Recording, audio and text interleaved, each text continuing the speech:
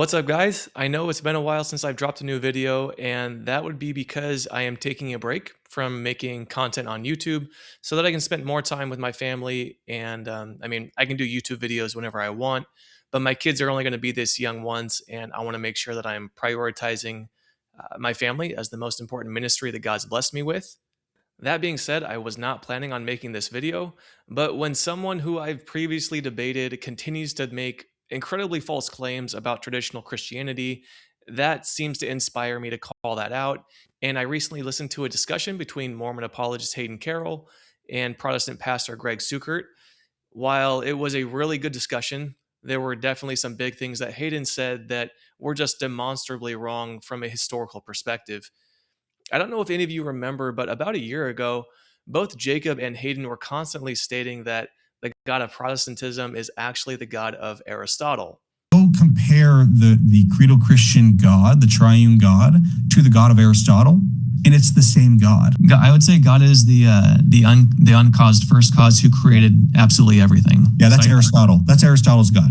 That's it. Because we were talking about how Protestantism basically adopted the God of Aristotle. And I know you talked on your show, Jacob Hansen's really good at talking. Here's a bold claim. The God of the creedal tradition, meaning Protestants, Orthodox, and Catholics, is actually the God of Aristotle.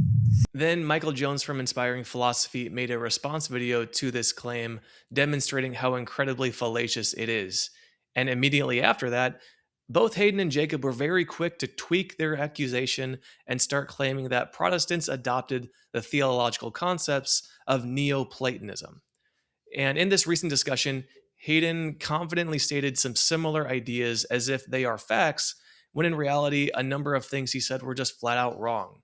In this video, I'm going to be showing how Hayden was incorrect on issues related to creation ex nihilo and the early church, Justin Martyr affirming creation ex materia, early Christians making their theology more palatable to the Greeks, and also how I was able to get Hayden to confess that he was arguing like an atheist Jesus myther in our previous debate. And on that note, let's get to it.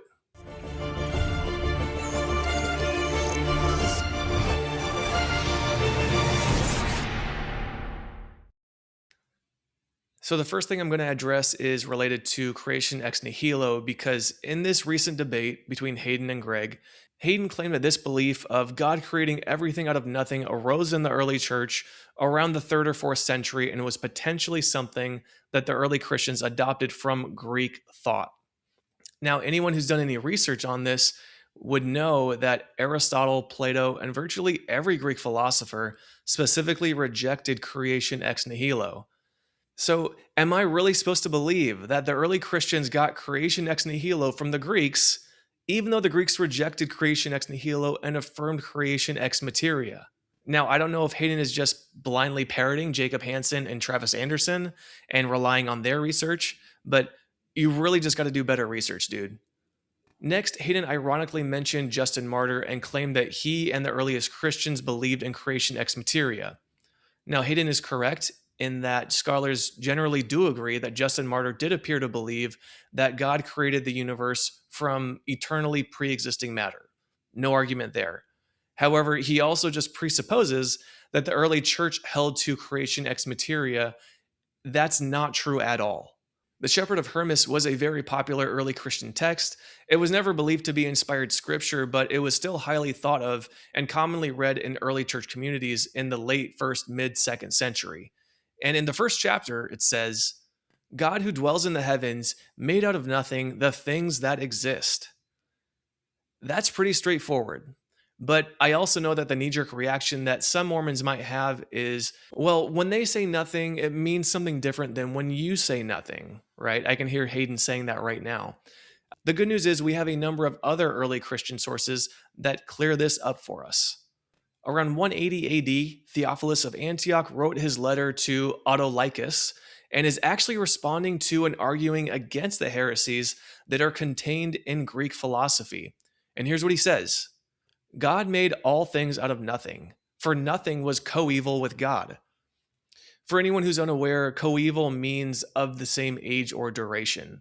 So when Theophilus says that nothing was coeval with God, He's saying that nothing is of the same age as God because he alone is eternal and everything else had a first cause or a beginning, which is the opposite of the Mormon belief related to our spirits, having eternally existed alongside God in pre-existence. Theophilus then re-emphasizes this point later on as well in this letter by specifically refuting the Greek philosophical and Platonic concept of creation ex materia and matter being eternal. He writes, Plato and those of his school acknowledge indeed that God is uncreated and the Father and Maker of all things, but then they maintain that matter as well as God is uncreated, that it is coeval with God. For what great is it if God made the world out of existent materials? For even a human artist, when he gets material from someone, makes of it what he pleases. Therefore, in all these respects, God is more powerful than man. So, out of things that are not, he creates and has created things that are. Again, this is an early Christian in the 2nd century who is refuting Plato and the Greek philosophical belief of creation ex materia and matter being eternal. Also in the 2nd century, we have Irenaeus, who is a disciple of the Apostle John. So, what I mean is, John had 2 apostles, Ignatius and Polycarp, and Polycarp's disciple was Irenaeus, who wrote an incredible volume called Against Heresies. And in chapter 10, here's what he writes.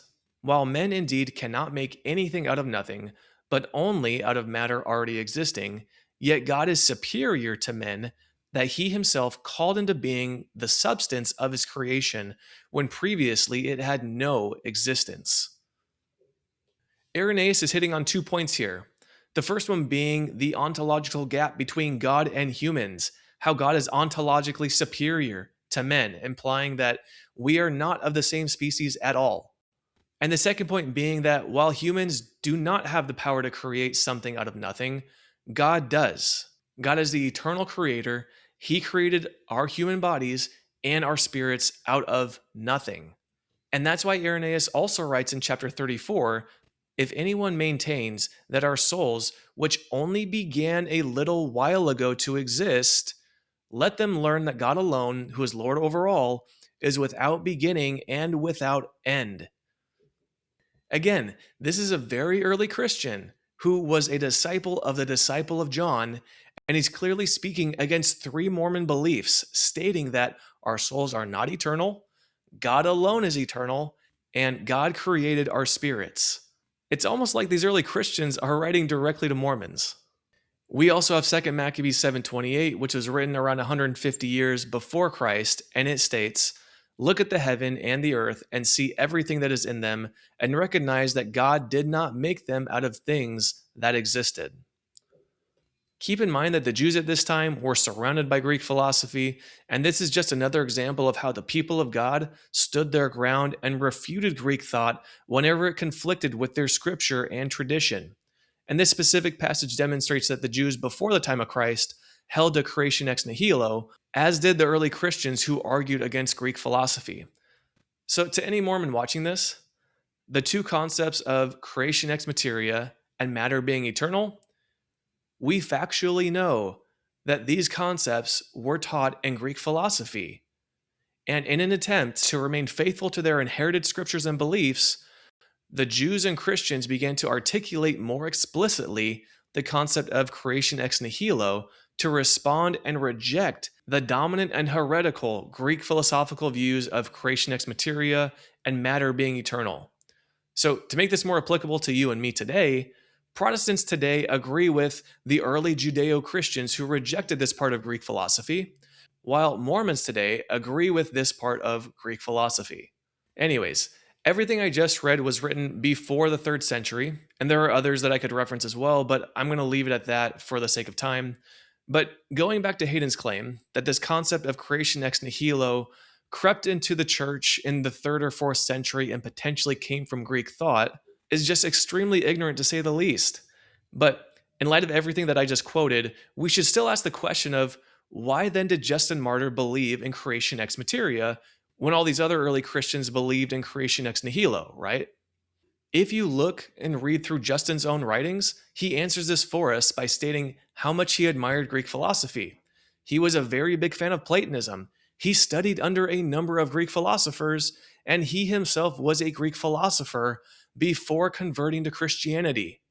In other words, the main reason why Justin Martyr believed in creation ex materia is because he got it from Greek philosophy, and that just makes Hayden's claim even more humorous.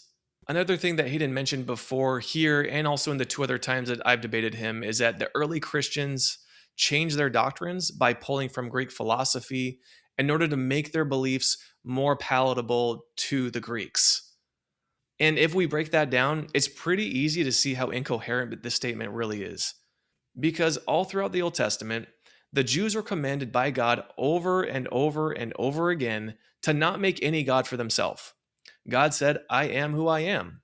And the Jews and Christians knew full well that no one is allowed to change the character and attributes of God, because in doing so, they would be guilty of worshiping a false god of their own making. Their ancestors in the Old Testament were punished time and time again for doing this and worshiping false gods. And now, after Christ, we're supposed to believe that the early Christians completely ignored all of these warnings in the Old Testament? Really? The pagans at this time commonly did that with their deities. They would adopt favorable attributes from different gods, apply them to their own god to make their god better or more appealing. But the Jews and Christians were not allowed to do that. Also keep in mind all of the Christians who courageously died for their faith. Yet we're supposed to believe that they caved in and committed idolatry by changing the nature of God to make him more palatable to the Greeks. The implications of this claim is that these bold and courageous Christians somehow believed in an all-powerful God who simultaneously was so weak that he needed the Christians to lie and change his own nature in order to gain converts and help his church grow. And let's just tack on one more thing that the Christians did to make their theology more palatable to the Greeks. They went around proclaiming that there's only one true God, and all the Greek gods are false gods or demons. That will definitely make the Greeks run into their arms. Really? None of that makes any sense if you just honestly study the history instead of just parroting whatever your apologist buddies are saying. Hayden also claimed that the early Christians at some point adopted perfect being theology, which came from 5th century Platonism. The phrase he uses to describe this is that which nothing greater can be conceived. Now, first off, that quote comes from Anselm of Canterbury in the 11th century. So he's 6 centuries off there. But the other thing is, Platonism taught that God is not even a being, nor does he possess any kind of essence or substance. That being said, how can Platonism teach perfect being theology when it teaches that God isn't even a being?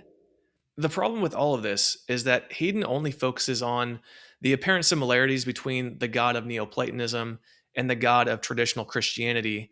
And because early Christians like Irenaeus and Theophilus clearly taught things that conflict with Mormonism, Hayden presupposes that they must have adopted these corrupted ideas from the Greeks. In my last debate with Hayden, I was able to highlight how little he actually knew about these things that he'd been claiming as if they're facts. Again, prior to this, he'd been ignorantly claiming to thousands of people that Protestants adopted the God of Aristotle, and I pressed him on this by asking him to tell me anything about Aristotle's God that is different from the God of traditional Christianity. And it was very clear that he had never done any honest research on that topic because he could not name a single difference about Aristotle's God, yet he had the audacity to claim that it's the same God as the Protestant God. And believe it or not, I was actually able to get him to change his mind in real time and admit that he was arguing like an atheist Jesus myther. Didn't Plato believe in the unmoved mover? He may have, yeah. Okay. But I left that part out, right? On purpose. I'll just be transparent. I left that out on purpose. So what I'm getting at is this is the tactic that atheist Jesus mythers use when trying to prove that Jesus is a copycat savior and a recycled version of an ancient pagan deity like Horus or Mithras, when you only focus on the broad similarities and ignore all of the differences. Okay. Because if you actually bring out the differences, it's pretty obvious that no, these are false parallels that they're making. You've kind of been claiming that the God of cradle Christianity is actually the God of Aristotle. And I guess my question to you is, aren't you kind of using the same tactic that atheist Jesus mythers use by only examining like the broad similarities without listing the important differences? No. Are you familiar with the concept of the Hellenization of early Christian doctrine or theology? So I remember hearing you talk about it. Can you list for me a couple differences? Like, what would you say are some of the biggest differences between the God of Aristotle and my God? Probably anything that's not the being God as being itself and the unmoved mover, the uncaused cause, outside of space, time, and matter. So are you saying those are similarities or differences? Those are similarities. Anything outside of that is probably different. Such as? I don't know. Here, I wanted to list out some differences because I think it really does like shed light and give more clarity on the big picture. So Aristotle did believe that both God and matter are eternal. And so he did not believe in creation ex nihilo, which ironically does sound like the God of Mormonism. But don't worry, I'm not going to start saying that Mormons adopted the God of Aristotle. So the God of Aristotle doesn't even have the power to create a universe he desires. Like he's very robotic in that this is just the way it is. This is what he basically his nature creates this, and he has no say in the matter. And so that's the opposite of my God. Thirdly, Aristotle believed that God is perfect and therefore only has perfect thoughts and thinks about perfect things. And so this means that the only thing God has ever thought about is himself. So the God of Aristotle does not think about us, does not care about us, doesn't listen to our prayers, and he could care less about whether or not we believe in him. So he literally lacks the power to choose to interact with mankind. And again, that's obviously the opposite of my God. Okay, yeah. So the last point I wanted to say is that the God of Aristotle only has perfect thoughts and perfect knowledge. And so if we connect the dots here, the only thing that he knows about is himself. And he literally knows absolutely nothing about anything else besides himself. Because this is where the church was clearly rejecting Aristotle's teachings, is because Aristotle, his logic, this is where his logic got him in trouble. Because it's like, well, wait a minute, Aristotle's God, his God has perfect thoughts and he's the only thing that's perfect. Therefore, if anything imperfect ever entered into his mind, he would therefore have imperfect thoughts, and his God could not have that. And so that's one of the things that Christians rejected. Was it Aristotle's position that Aristotle knew things that Aristotle's God did not? Because I don't know if that's his position. I don't know enough about that part of that to make a comment on it, I guess. No, yeah, that's what Aristotle believed. And so anyway, my point is that's clearly not my God. So I wanted to ask you, are you still going to keep telling people that Protestants basically adopted the God of Aristotle despite these enormous differences? I wouldn't have a problem saying that they adopted the fundamental nature of the God of Aristotle, which is the unmoved mover, the uncaused cause, the being itself, which is the outside of time, space, and matter. I don't have an issue saying that still. I don't have an issue also saying there are other things Aristotle believed that they didn't. I don't have an issue. Okay, yeah, because from our perspective, that would be a Jesus myth or approach where you're only focusing on these broad similarities without any actual evidence for causation. Yeah, that's fine. Without knowing more about it, I think that's a fair critique. Okay. Aren't you kind of using the same tactic that atheist Jesus mythers use by only examining the broad similarities without listing the important differences? No. That would be a Jesus myth or approach where you're only focusing on these broad similarities without any actual evidence for causation. Yeah, that's fine. Without knowing more about it, I think that's a fair critique. Okay. Now, the thing I do find disappointing here is that it seems like Hayden has not really expanded his research in this area since our discussion. He's still making false claims about these similar things. God, in the Latter-day Saint Church, who is God? He's our Father. Yeah, we reject the perfect being theology that came out of the Neoplatonism of the 5th century that said God is the greatest conceivable being, right, from the Greek philosophy that turned God into, from our point of view, turned God the Father into, immaterial, still a personal being, but this immaterial, spaceless, matterless being, right? And we can talk about the Trinity and how our issues with that. But we would reject that whole notion that we would say came out of that later non-apostolic age to try to allow the gospel to become more palatable to the Greeks that they were trying to proselyte to. And I'm just going to bring this up one last time to make a point. Anyone claiming that Protestants basically adopted the God of Aristotle, honestly has no clue what they're talking about. And he just continues to demonstrate that in this recent discussion with Pastor Greg. Go compare the creedal Christian God, the triune God, to the God of Aristotle, and it's the same God. And I know that I'm coming across more blunt and maybe a bit more pointed or harsh in this video. And I think that's because of how continuously false, misleading, and unrepentant Hayden has been on this topic of Christianity. But the truth matters. And more than anything, I hope you guys learned something from this video. And I hope that Hayden might have learned something as well. And hopefully he'll be a little bit more honest and less ignorant going forward. That's all I have for now. I have no clue when I'm going to make another video. But until then, thank you so much for watching. God bless. And remember to never stop chasing after Jesus.